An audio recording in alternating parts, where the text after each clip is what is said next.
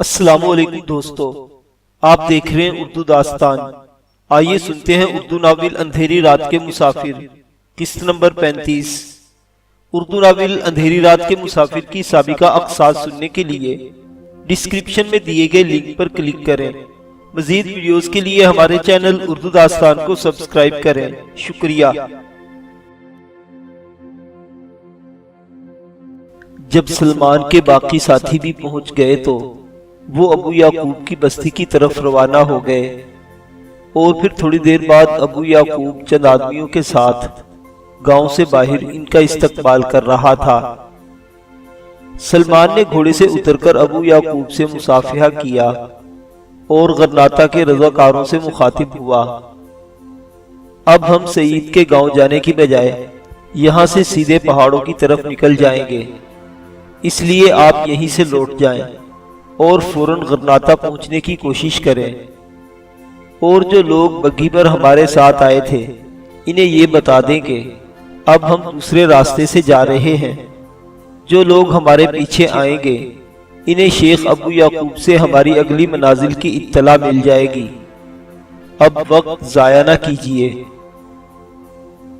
انہوں نے خدا حافظ کہہ کر گھوڑوں کی باگیں موڑ لی، اور وہ کچھ دیر رات کی تاریکی میں ان کے گھوڑوں کی ٹاپ سنتا رہا۔ ابو یعقوب نے سلمان کے کندھے پر ہاتھ رکھتے ہوئے کہا، بیٹا، بعض مہمان ایسے ہوتے ہیں جنہیں الوداع کہتے ہوئے بہت تکلیف ہوتی ہے، لیکن میں آپ سے چند منٹ بھی باتیں نہیں کر سکتا۔ میں نے آپ کی اطلاع ملتے ہی ایک آدمی آگے روانہ کر دیا ہے تاکہ اگلی بستیوں کے لوگوں کو اطلاع مل جائے۔ زحاق اور یونس کے علاوہ بستی سے 4 سوار آپ کے ساتھ جائیں گے۔ آگے پہاڑی کی چڑھائی بہت سخت ہے اور آپ کو بہت احتیاط سے چلنا پڑے گا۔ سعید کی صحت کے متعلق میں بہت فکر مند تھا، لیکن یہ ایک مجبوری ہے۔ اگلی منزل پر آپ کو آرام کے لیے کافی وقت مل جائے گا، اور انشاءاللہ وہاں سے آگے بھی کسی کے گھر کے دروازے حامد بن زہرہ کے بیٹے نصیر کی بیوی کو دوبارہ آواز دینے کی ضرورت پیش نہیں آئے گی۔ سلمان بوڑھے سردار کو خدا حافظ کہہ کر گھوڑے پر سوار ہو گیا۔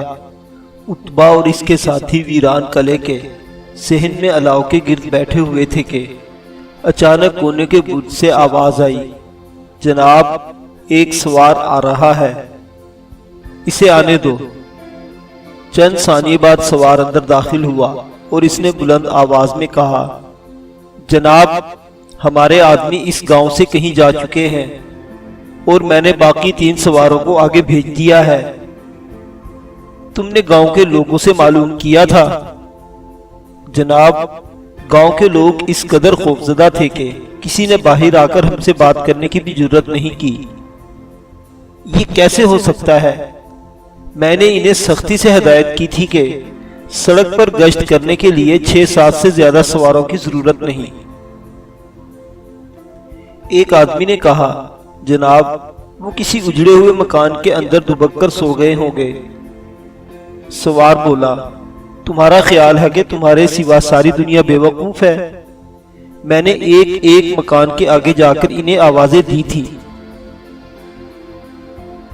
ایک اور آدمی نے قسطلہ کی زبان میں کہا، کیا یہ ضروری ہے کہ جن لوگوں کو آپ تلاش کر رہے ہیں وہ اس طرف آئے ہی نہ ہوں؟ اتبا نے تل ملا کر کہا، میں تمہیں بتا چکا ہوں کہ اب تک غرناطہ کے گوشے گوشے میں یہ خبر پہنچ گئی ہوگی کہ ہماری فوجیں شہر میں داخل ہونے والی ہیں، اور اس کے بعد وہ لوگ جنہوں نے میرے گھر ڈاکہ ڈالنے کی جرت کی تھی وہاں ایک لمحہ کے لیے بھی ٹھہرنے کی جرت نہیں کریں گے۔ لیکن غرناطہ سے بھاگنے کے اور بھی تو راستے ہو سکتے ہیں۔ اگر انہوں نے فوراً بھاگنے کی کوشش کی ہے تو رات کے وقت وہ اپنی بستی کے سوا کسی اور طرف نہیں جائیں گے۔ اس صورت میں کیا یہ بہتر نہیں تھا کہ ہم ان کی بستی پر قبضہ کر لیتے؟ اگر یہ کام تم اپنے ذمہ لینے کے لیے تیار ہو تو میں تمہیں خوشی سے اجازت دے دیتا ہوں۔ لیکن وہاں ان کی ایک آواز پر آس پاس کی بستیوں سے سینکڑوں آدمی جمع ہو جائیں گے، اور ہاں 2 دن بعد یہ سارا علاقہ ہمارے رحم و کرم پر ہوگا، اور میں تمہیں اس وقت اس بستی کے سردار کے گھر ٹھہرا سکوں گا۔ اب خاموشی سے بیٹھے رہو۔ عتبہ نے اضطراب کی حالت میں ٹہلنا شروع کر دیا۔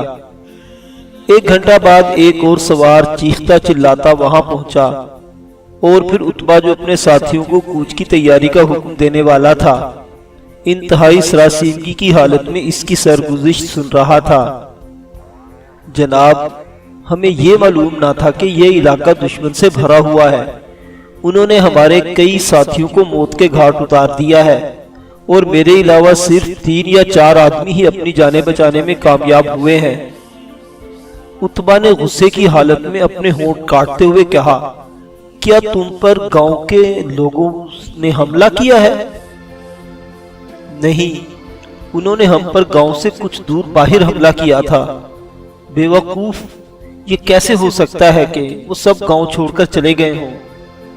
نہیں جناب، ہم نے آپ کے حکم کے مطابق گشت پر سواروں کی ایک ٹولی بھیجی تھی، لیکن دشمن کے ایک گروہ نے جو گاؤں سے تھوڑی دور گھات لگائے ہوئے تھا، ان پر حملہ کر کے 4 آدمیوں کو قتل کر دیا۔ 2 آدمیوں نے واپس آ کر ہمیں اطلاع دی کہ حملہ کرنے والوں کی تعداد 7-8 آدمیوں سے زیادہ نہ تھی۔ پھر ہم نے ان کا تعاقب کیا۔ اس کے بعد وہ ہمیں اپنے پیچھے لگا کر اس جگہ لے گئے جہاں اب لاشوں کے انبار لگے ہوئے ہیں۔ میں نے دشمن کے گھیرے سے نکلتے ہوئے صرف 2 سواروں کو مغرب کی طرف غائب ہوتے دیکھا تھا۔ ان میں سے ایک سوار جو زخمی تھا میرے ساتھ آ رہا تھا۔ سڑک سے پیچھے دور وہ اپنے گھوڑے سے گر پڑا۔ آپ کو فوراً اطلاع دینا ضروری تھا، لیکن میرے لیے اسے جان کنی کی حالت میں چھوڑنا ناممکن تھا۔ میں اسے اپنے گھوڑے پر لاد کر کچھ دور درختوں کے ایک جھنڈ کے پیچھے لے گیا، اور اس امید پر کہ اس کے پاس بیٹھا رہا کہ شاید کوئی ساتھی اس طرف آ نکلے اور میں زخمی کو اس کے سپرد کر کے آپ کے پاس پہنچنے کی کوشش کروں۔ مگر جب میں دوبارہ اسے اپنے گھوڑے پر ڈالنے کی کوشش کر رہا تھا تو مجھے محسوس ہوا کہ وہ ٹھنڈا ہو چکا ہے۔ اس کے بعد وہاں سے روانہ ہوتے ہی مجھے دور سے دشمن کے گھوڑوں کی ٹاپ سنائی دی۔ عتبہ نے پوچھا، رات کے وقت تمہیں یہ کیسے معلوم ہوا کہ وہ دشمن کے آدمی ہیں؟ اس نے قدرے تلخ ہو کر جواب دیا، جناب، ہمارے ساتھی دوبارہ زندہ نہیں ہو سکتے تھے، اور گھوڑوں کی ٹاپ سے میرے لیے یہ اندازہ لگانا مشکل نہ تھا کہ انہیں قتل کرنے والے غرناطہ کا رخ کر رہے ہیں۔ تم نے واپس آتے ہوئے کسی کو دیکھا تھا؟ نہیں، میں سڑک کی طرف جانے کی بجائے ایک طویل چکر کاٹنے کے بعد نالے کے پل پر پہنچا تھا۔ وہ کچھ دیر خاموشی سے ایک دوسرے کی طرف دیکھتے رہے۔ بالآخر عتبہ نے کہا، میں نے تم میں سے ہر آدمی کو 30 ڈوکٹ دینے کی پیشکش کی تھی، اب میں 60 ڈوکٹ دینے کا وعدہ کرتا ہوں۔ مجھے یقین ہے کہ جن لوگوں کو ہم تلاش کر رہے ہیں وہ واپس نہیں گئے، ہو سکتا ہے کہ وہ ہماری آمد سے پہلے اس سے آگے نکل گئے ہوں۔ طلوع آفتاب کے وقت سلمان اور اس کے ساتھی پہاڑ کے دامن میں ایک دشوار گزار راستہ طے کر رہے تھے۔ ان کے پیچھے حد نگاہ تک پہاڑوں اور وادیوں کے نشیب و فراز کوہر کے دھندلکوں میں ڈوبے ہوئے تھے۔ تھکے ہوئے گھوڑے سنبھل کر قدم اٹھا رہے تھے۔ سوار سخت سردی کے باعث ٹھٹر رہے تھے۔ سعید اپنے گھوڑے کی زین پر سر جھکائے بیٹھا ہوا تھا۔ سلمان نے مڑ کر اس کی طرف دیکھتے ہوئے کہا، سعید، تم ٹھیک تو ہو؟ میں بالکل ٹھیک ہوں، سعید نے سر اٹھا کر جواب دیا۔ سلمان دوسری طرف متوجہ ہوا، ضحاک، یہ راستہ بہت خراب ہے، تم اتر کر ان کے گھوڑے کی باگ پکڑ لو۔ ضحاک نے جلدی سے اتر کر اپنا گھوڑا یونس کے سپرد کر دیا اور آگے بڑھ کر سعید کے گھوڑے کی باگ پکڑ لی۔ سمیہ عاتکہ کے پیچھے آ رہی تھی۔ اس نے گھوڑا آگے کرتے ہوئے کہا، دیکھیے، سردی بہت زیادہ ہے، آپ میری شال بھی لے لیں۔ وہ سفر کے دوران دوسری بار یہ پیشکش کر رہی تھی۔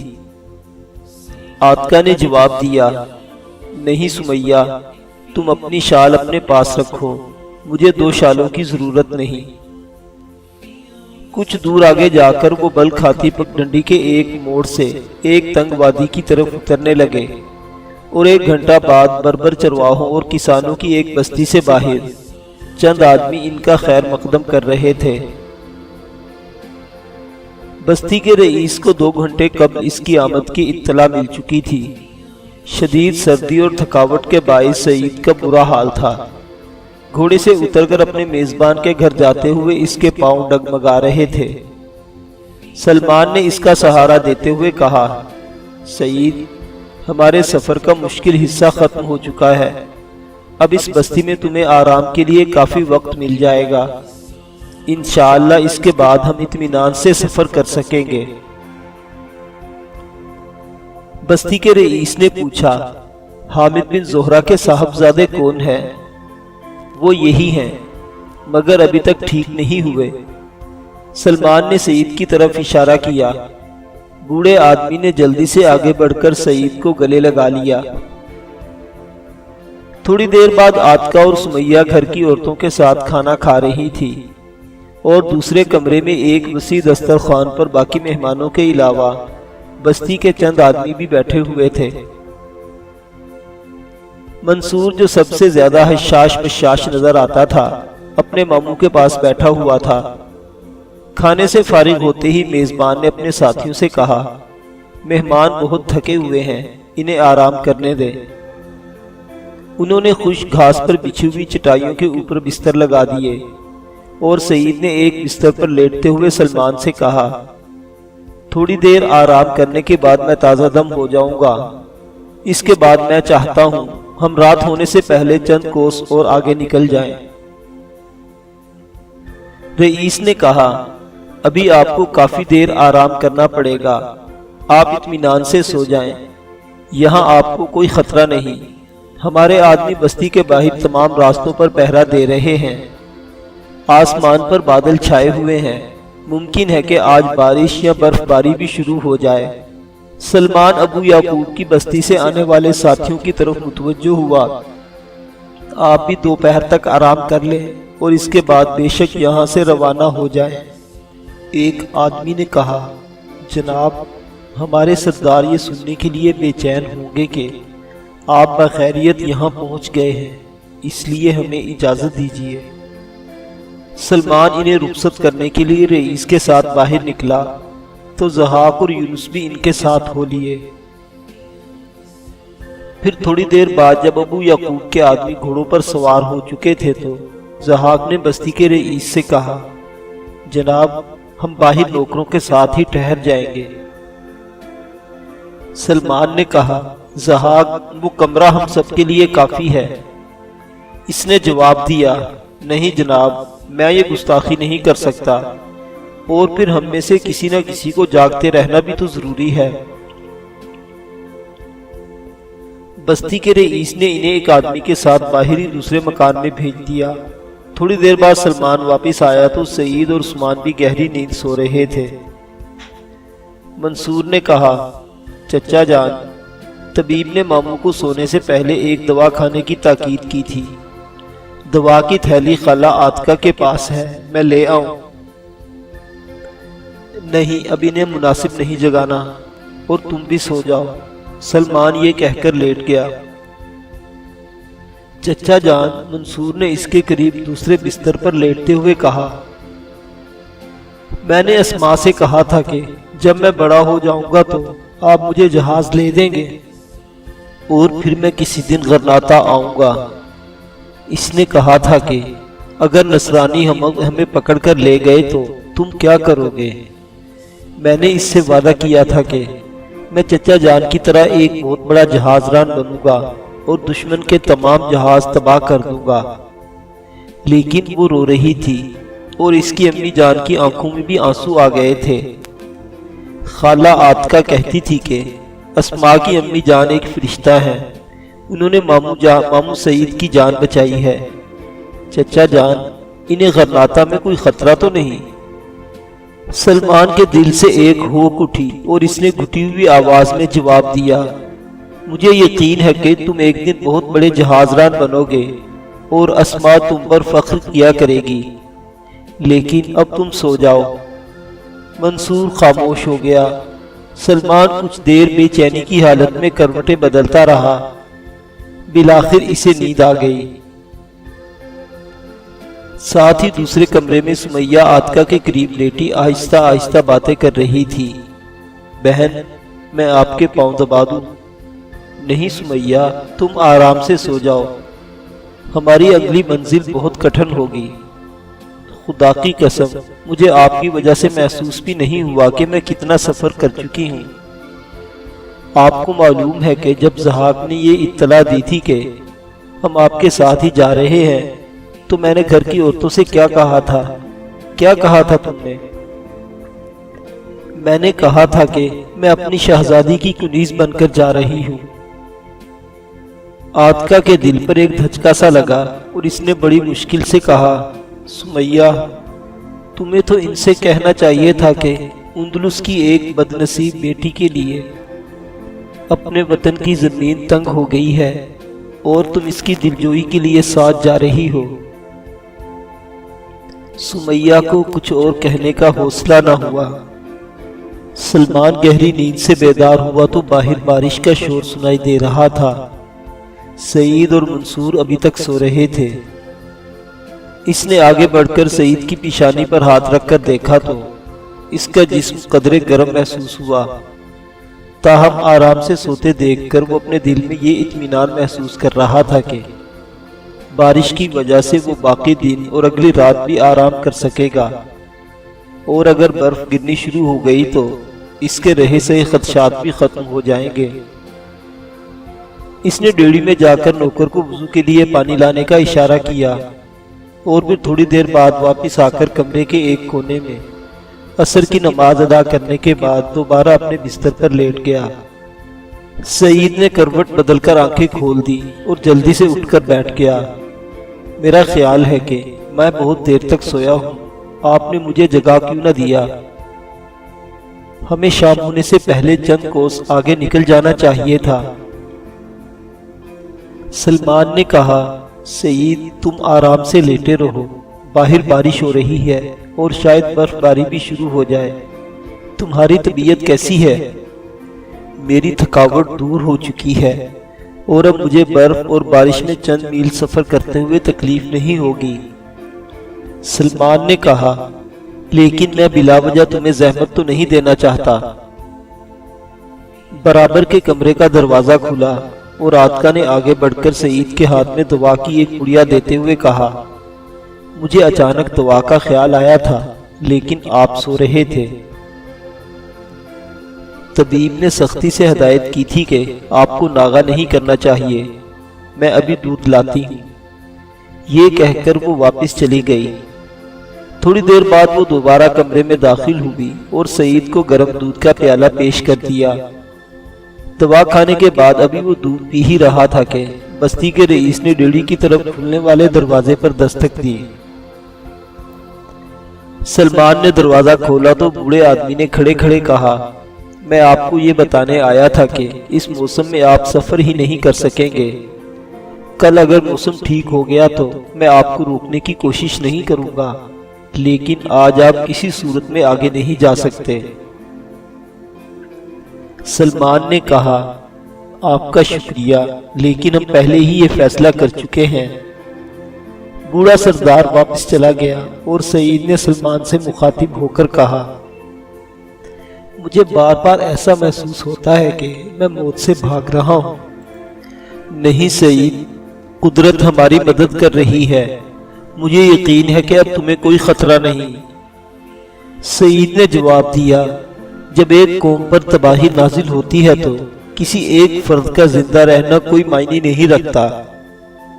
وہ کچھ دیر خاموشی سے ایک دوسرے کی طرف دیکھتے رہے۔ پھر سلمان نے کہا، سعید، کچھ روز قبل میں یہ سوچ بھی نہیں سکتا تھا کہ چند افراد کے گناہ پوری قوم کو ہلاکت کے دروازے تک لے آئیں گے۔ یہ چند افراد ہمارے اجتماعی گناہوں کی سزا ہے۔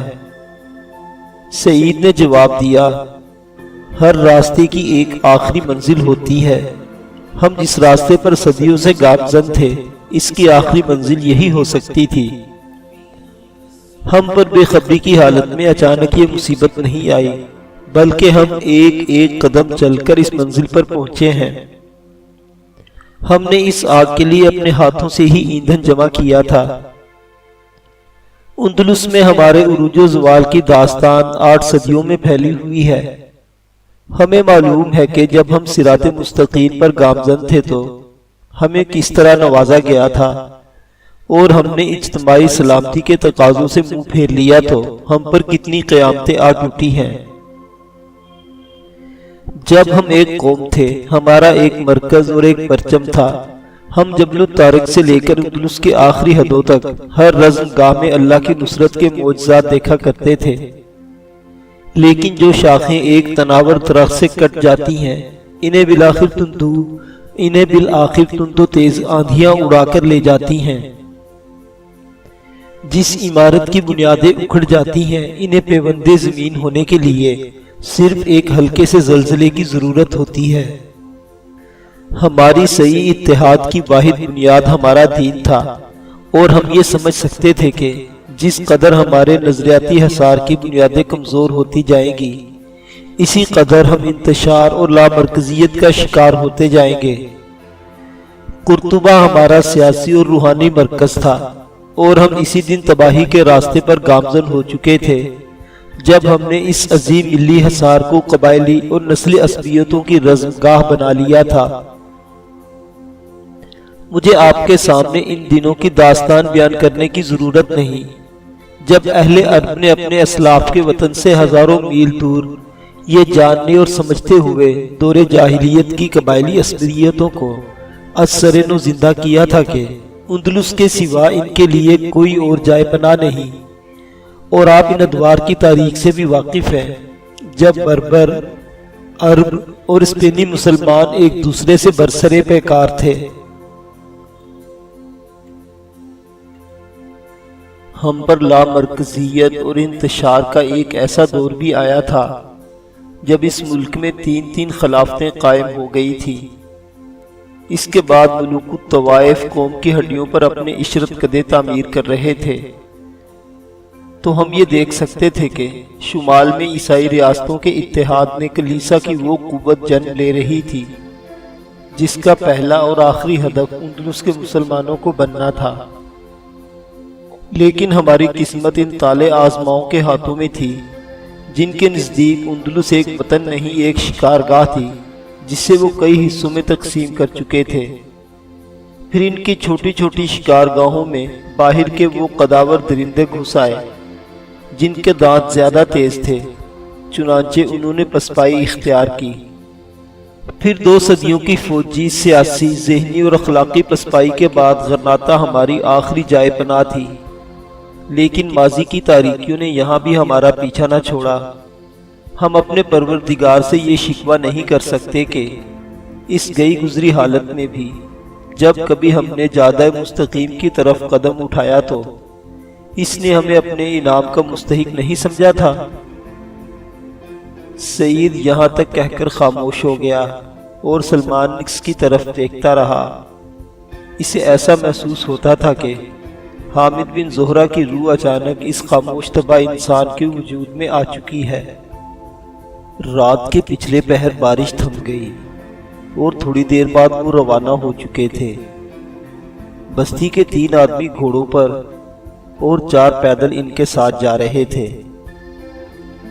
بستی کے سردار نے سعید کو سردی سے بچنے کے لیے ایک پوستین نظر کرنے کے علاوہ اپنے مہمانوں کے لیے صبح کا کھانا بھی ایک سوار کے سپرد کر دیا تھا۔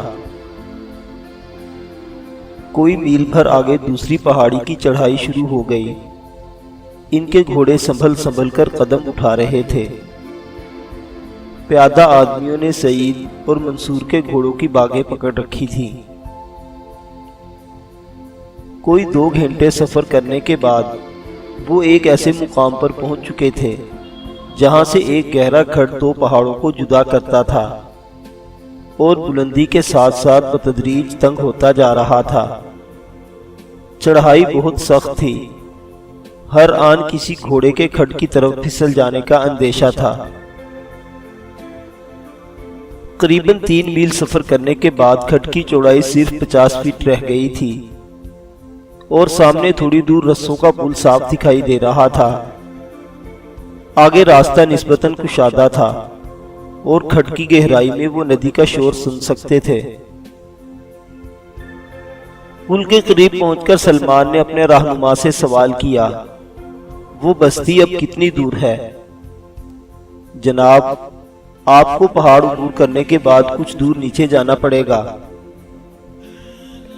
آگے راستہ ٹھیک ہے، اگر اس پل سے آپ کے گھوڑے گزر سکتے تو آپ کو اتنا چکر کاٹنے کی ضرورت پیش نہ آتی۔ کھڈ کے پار 3-4 میل کے فاصلے پر وہ بستی ہے جہاں آپ کل پہنچیں گے۔ 3 میل چلنے کے بعد سلمان کو کھڈ کے آخری کونے کے اوپر پہاڑ کی چوٹی کے قریب سواروں کی ایک دھندلی سی جھلک دکھائی دی تو اس نے اپنے ساتھیوں کو گھوڑے موڑنے کا حکم دیا۔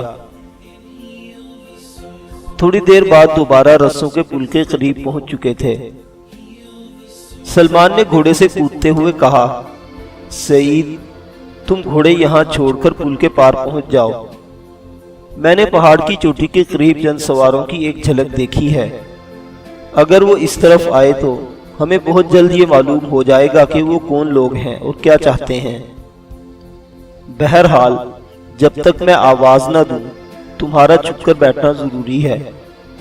عثمان، تم بھی ان کے ساتھ جاؤ، اور آتکا، میں شاید زندگی میں پہلی اور آخری بار تمہیں بھی یہی حکم دے رہا ہوں۔ آتکا آؤ، سعید نے پل کی طرف بڑھتے ہوئے کہا۔ دختر غرناطہ نے بے بسی کی حالت میں سلمان کی طرف دیکھا اور منصور کا ہاتھ پکڑ کر اس کے پیچھے چل پڑی۔ چند ثانیے بعد ان کے پیچھے سمیہ اور عثمان بھی پل عبور کر رہے تھے۔ پچھلی بستی کے ایک نوجوان نے سلمان کے قریب ہو کر کہا، جناب، کھڈ کے اس پار اس چٹان سے ذرا آگے ایک غار ہے، اگر آپ اجازت دے تو میں آپ کے ساتھیوں کو وہاں پہنچا دوں گا۔ کتنی دور؟ سلمان نے جلدی سے سوال کیا۔ نوجوان نے سامنے ایک بلندی کی طرف اشارہ کرتے ہوئے جواب دیا، جناب، اس چٹان سے بالکل قریب گھنی جھاڑیوں کے باعث آپ کو یہاں سے اس کا راستہ نظر نہیں آئے گا۔ آپ کے ساتھی وہاں چھپ کر دشمن کی نگاہوں سے محفوظ رہ سکتے ہیں۔ سلمان نے کہا، بہت اچھا، تم وہاں جاؤ اور انہیں پہنچا کر واپس آنے کی بجائے اگلی بستی میں اطلاع دینے کی کوشش کرو۔